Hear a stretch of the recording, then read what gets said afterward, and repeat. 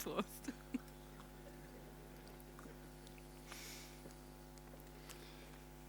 Okay, hi everyone.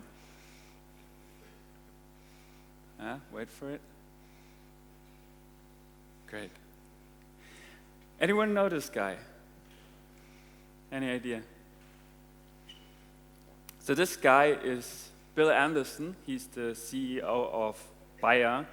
So you may know Bayer because of aspirin or something like this. But we're using it in a completely different context today, because this picture came with a massive headline last month. So the pharmaceutical giant Bayer is getting rid of bosses and is asking nearly 100,000 workers to self-organize in order to save $2.15 billion US. And many of you might think now, like, wait, what are they doing?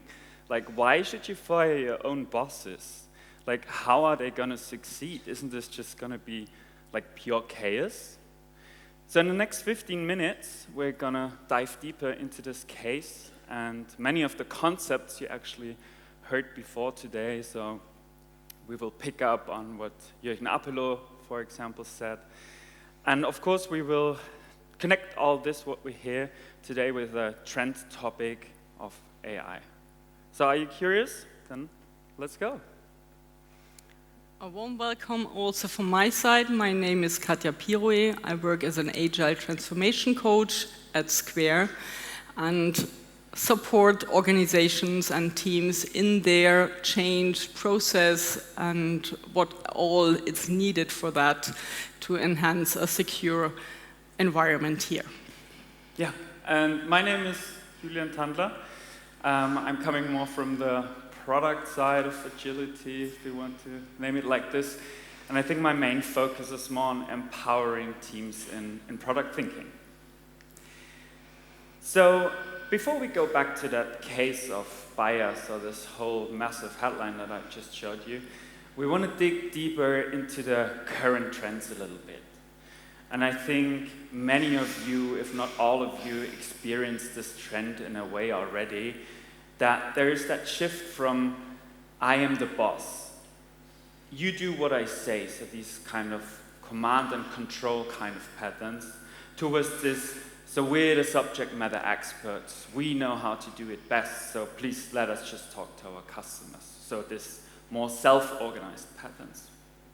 And the research and consulting firm Gartner is dragging around a depiction, this one, for quite a while now. They're using it in several contexts and something like this. And there's also very similar models like the reinventing organizations model, for example. But at the core, they're all predicting the same thing. So in our modern world, due to digitalization, globalization, and so on, we see that complexity of our world really, really increased. And so this demands, over time, more and more mature organizations. So that's the green arrow down there. And I mean, of course, not everywhere this really increased this complexity. I mean, you won't see agile hairdressers in the future. Yeah, maybe this is very clear what to do. You go there and you want to have your hair cut. But in most industries, complexity really, really increased. So this is definitely a trend, a very general trend that we're seeing. So, but before we dive into leadership and what it has to do with AI in our case and what we actually mean, we really need to understand this change of organizations first. So, Katja, please give us an overview. Where does this whole management thing comes from? You called it ancient times, very nice thing. We had in industrial railway organizations, we had a strict hierarchy. And as you are in Vienna, you may also find this kind of organigrams in Hofburg as well, where you have multiple layers of hierarchy to really make decisions. But what we do, we hire perfect people with high educated brains, really true gems for our company, but then we force them to do the treadmill through all the hierarchy layers to get any kind of decision. And when you have your idea brought up to the C-level, then you need to get the decision back to you. So, and the more layers you have, the longer it takes. So what does Bayer do? They want to eliminate these. Not by firing management people. They want to include them in the teams. They want to have self-organized teams where all these people together can work on the outcome, what is to achieve, what value we want to add to our outputs, to our products. We want to be self-organized. And this is what now the whole team can do with not the extra layer of management. But there's a fear of middle management. You don't need to be full of fear. It's not you being useless, you just do another job. You will more be the visionary person. You will have and formulate the vision for the product, like a product owner, for example, does. Or you will guide with let people shine in the team. You will support this shining for everybody. Yeah, and I think, as you've seen on the very first slide, that Gartner depiction, I think there is more beyond that. So Katja just explained to you in kind of a way the transition from that command and control to these self-organized patterns that we usually call something like agile, a very, very simplified depiction of that, because, of course. But I think there's really more beyond that. So Unfixed, the Unfixed company, so its creator, Julian spoke this morning, first keynote this morning. And they did a very cool survey last month. So last month was really the month of cool articles. And one of the questions was, what is the next big thing worth talking about after Agile?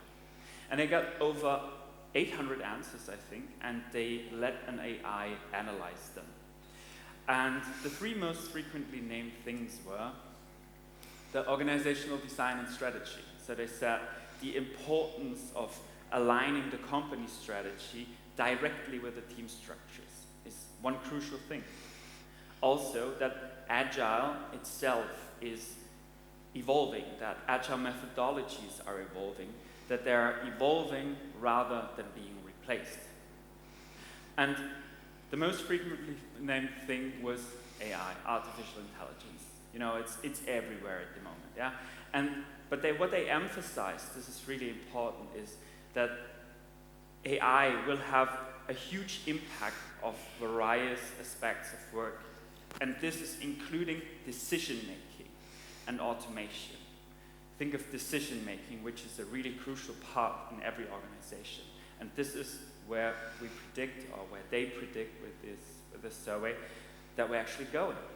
So let's go back to what Katja showed you, the slides before. You remember, like the outcome-driven self-organization.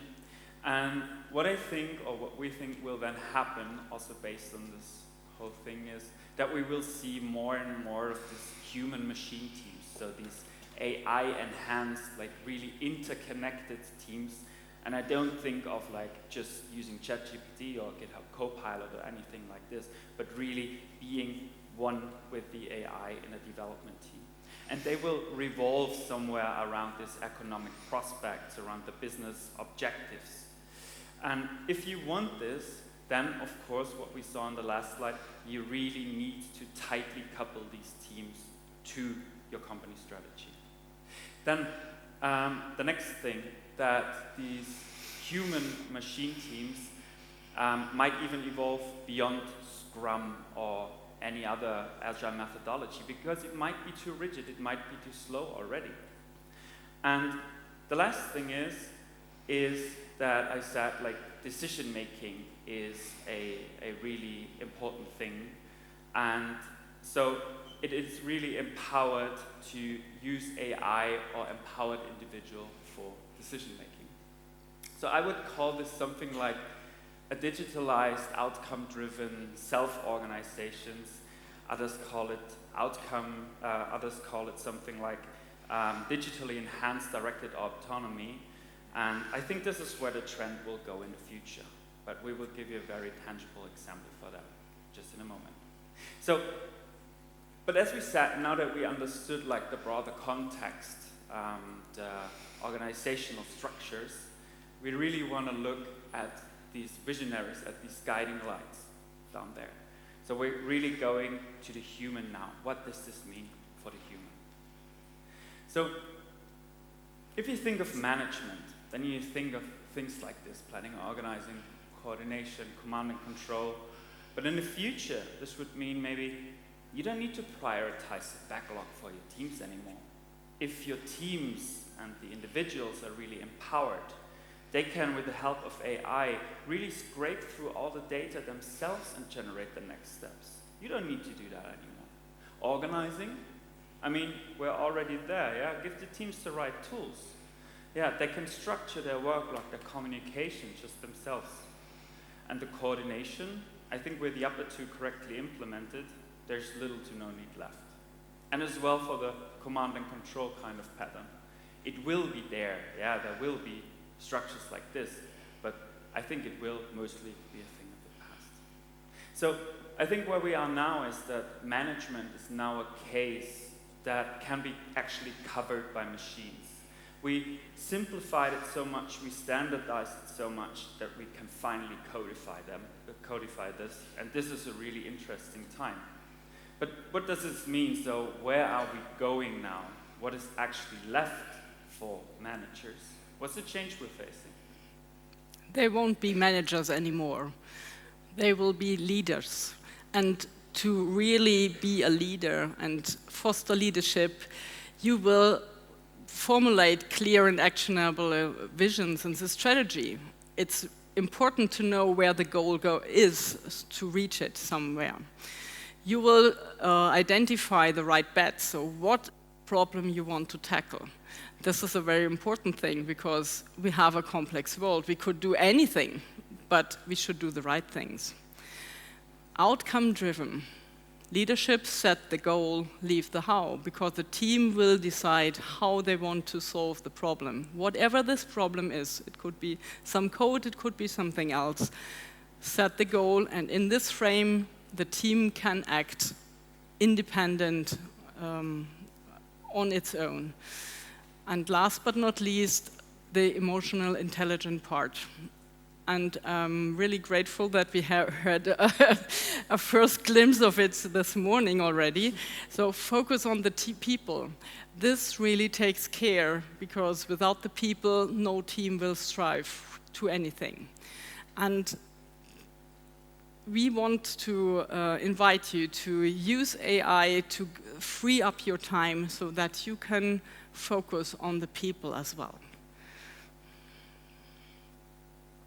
When we talk about emotional intelligence, we want first that whoever is leader is self-aware. You need to dig into your own habits, into your own beliefs, to create a new version, a new work. New work needs inner work. Understand how and which emotions you affect yourself, and what this makes you behave, and what are the traps, the communication traps you might fall into. Because then you will, as a leader, being in a team, you will interact with others. And this we call social awareness. Recognize and understand emotions of others and act accordingly. Because when I have a bad day, it does not bother you. You don't need to feel this, like being attacked and things like that. This all helps together to also set the right activities, being with other people. So self-management, be applicable. I know when I need more time for something. I need to really have some time management. I need to be reliable as a leader. And so goes if it was towards relationship management. How we interact, how the whole team interacts, all the three above lead towards that. Relationship management is the thing which makes the difference between a group and a team. And a team will go everywhere and will reach things that a group of people will never. So, and this all needs time and needs to have the possibility to be built up over time. And what we want to invite you is use AI that you have that time. Yeah, so after this deep dive into what we actually can do, what leadership really means, yeah, so what the difference of management and leadership is, we want to end now with some tangible steps, something for you to just take home with. We have two roles with us, the two roles we're embodying up here.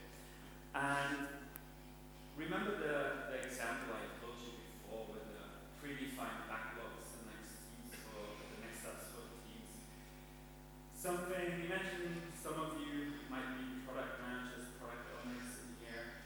And so what you usually do is you're heavily involved in user research because you have to understand the users in order to know what to build next.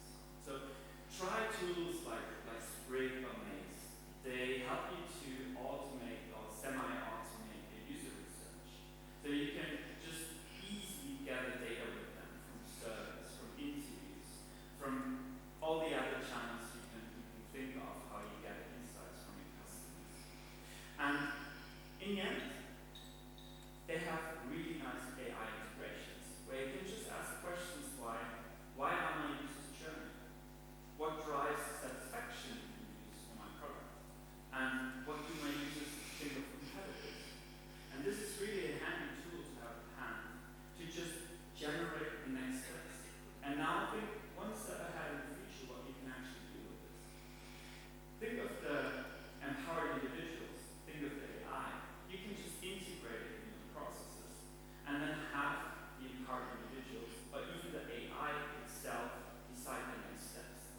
So this reduces so much overhead that you usually have to do in planning, coordinating, command, controlling, whatever, that you can now use to really invest in. Or if you're an agile coach, agile transformation coach like I am, maybe you use Miro. Everybody familiar with Miro? I can't believe that this is so yeah. So that seems to be more true. So a lot of people use Miro, but not so many use Miro Assist. It's the AI part of Miro, and it will help you to create workshops. It might also help you to analyze all the sticky notes you have maybe after an event, a global event storming session. So there are a lot of stickies on that board. You can really get some inputs, some next steps out of it. And this goes especially if you are, for example, a developer who now needs to create a workshop or run a retro for the first time. Maybe you don't have an agile coach in your team and you run the retro. Every member of the team needs to do this once in a while. So you can free up your time as well and get yourself some help. There are much more, and I see here already the timer blinking, so I would refer, if you want to talk more about it, let's talk in the evening and get this to more exercise and use and let yourself help from AI. This is a huge invite for all kinds of things. There's so many tools outside there. Please explore and use them as much as you can. That's it. That's it already. Thank you.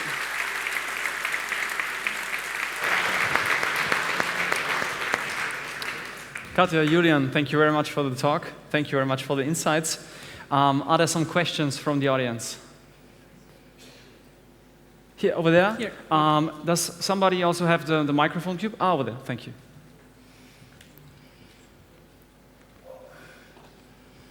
Hi. Very insightful talk. Thank you very much. Thank you. I just have one labeling problem in the presentation. So I mean, you did it right. You put the emotional intelligence as the most important thing.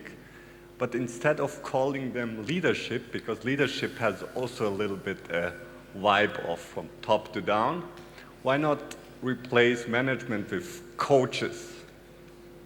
For example, yeah. For me, leadership does not mean that I'm in a different hierarchy place. It's you can be a leader with peers as well. So for me, leadership is something everybody in a team can incorporate and be that for whatever topic or for whatever part of the team. So leadership does not mean that I'm higher or something or in a different state in the hierarchy, in my opinion. Yeah. I mean, referring to things like that servant leadership that is going everywhere. I think this is also a leadership rule, but does not include this command and control top-down. So this would be an example where leadership definitely is not the thing. And I would agree with Katja that it is maybe in a different context. We would say leading is about commanding and controlling, but we just define it differently. But thanks for the input. Yeah. Any other questions? Maybe we can have light in the room because we cannot see. Oh, over there? Over there. I shoot that one. Oh, wow. This is a long shot. Wow. Nailed on. And there's one other in the back as well. Hello, thanks for the talk. I just wanted to ask, how do you handle AI bias? I mean, it's just a reflection of our society, so we have, I don't know, like sexism, structural racism, all those kinds of stuffs. Would you really like trust this in your daily work? Because I would be afraid of that. Good point. I think for the examples we just mentioned, it's not really that relevant because it's your data that you're feeding it with. So it's your user research, it's your sticky notes from your workshop and stuff like that that you would actually use to generate insights on. But I totally agree with you that bias of AI is definitely a thing and should be solved. I'm totally aware of this. There are many examples out there. But I think for especially these two examples, it wouldn't be relevant for us. Okay, so even though that LLMs are trained on like big language data, I mean it's an LLM, right? That's doing the decisions. Yes, it is an LLM definitely, but it's based. If you say you're doing your user research based on you're conducting user interviews and you're recording them, you're transcribing them, which would feed your LLM. Then you would be responsible to not let that create bias. I'm very glad for that question because especially in a round like this where we all code and can really implement our biases into our work, this means especially if we go back to this self-awareness part. If I know what my biases are and how they affect my work, this goes also for everybody coding or every human, then I can interact and act differently and choose to not do this. And I think this is something we really need to start rather sooner than later so that we also can trust more in AI in the future. So thank you so much for that question. And for those who want to know more about biases, there's a great bias wheel in the internet where you get, I think, 170 biases posted, and you can check on what you want to use or not use in the future. There was another question over there. I'm really bad at throwing, sorry. Looked perfect. Well, yeah. Thanks very much. So I'm so thankful that you brought up the topic of self-organization and forming better relationships through self-awareness and awareness in general, because it's really a topic really near to my heart, and to make the workplace something that you can be more wholesome at, actually. But I'm concerned a little bit about the part of automation through AI. As you might know, all these technological advancements, they come with some typical habits. What we usually think of things like that is, it will make our lives easier, will make us faster and have more leisure, more fulfilling work and so on.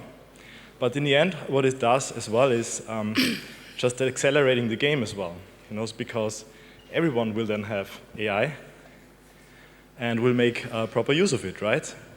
And in our system, we are having something like competition, and everyone will want to have this stuff in their hands.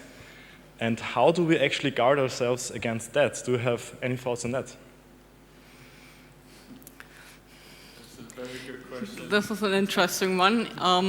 I think you will not, like all tools, at one point, every product is in the open, will be shared and used from others. And I think if you are an early adopter, you will have a huge amount of benefit of it. And I don't think that I want to reduce that, because sharing is caring, not only with knowledge. And we are so connected on a global scale, I think we cannot avoid that. So long story short, I don't have a solution for that, because for me, it might not be as big of a problem. Yeah, but you're totally right with this accelerating on the whole game. But I think there's more of a general discussion around the whole part of the game, basically. But I'm happy to talk later, waiting for the raffle. Maybe we can deep dive here a bit. Thank you. Yes, I'm eager. Thank you. Perfect. Some tough questions you had to take. Yeah. Thank you very much We again. had a deep talk, Thank you so much.